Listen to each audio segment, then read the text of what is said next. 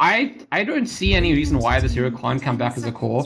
Primarily because there was an addition where Tidebringer is not pretty hard to find it otherwise, and they're gonna go for the torrent, don't end up being able to get it, and didn't hit the X either. So QO gonna get a little bit of a increase in the movement speed and might be able to find this. Dubu also gonna end up dropping pretty low, and they ended up losing the IO for it, but should still be fairly worth it. Dubu dropping low and drops the boat. This is just gonna try and make sure that they're able to get out of there, gets the rum buff, and meanwhile Nando takes a little bit more from the torrent. They should back out at this point, as I think that they've overstayed their welcome a little bit. Red's still doing a lot of damage. This is a bait. They want to just like slowly whittle them down. And I think it's actually working. God, yeah, they kill off the Viper.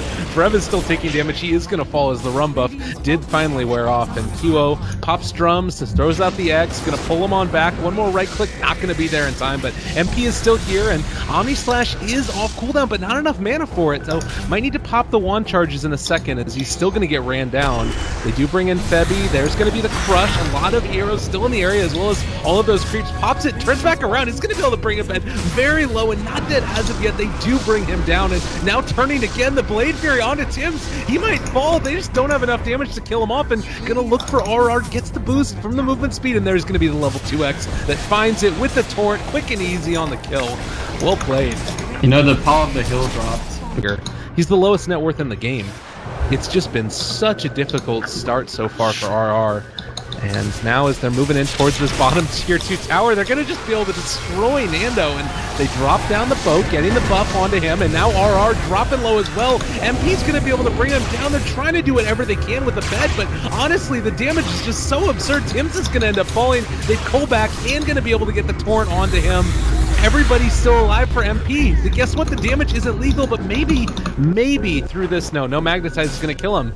Again, that's the thing with the boat buff. It's just absurd. Picked up a bit early in the draft. Execration have a shot here to deal with all the healing in these fights, but as things stand, Execration kind of like on their last legs. Oh, and the initiation from afar they catch.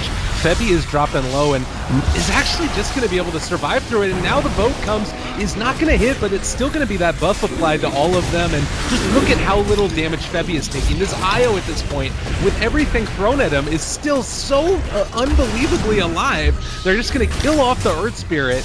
Literally, Timbersaw did his entire combo to that IO, and he's still completely healthy. They jump in again, trying to do whatever they can, but they just don't have enough damage. GG gets called. A demonstrative effort coming out from MVP. Yeah, it's like...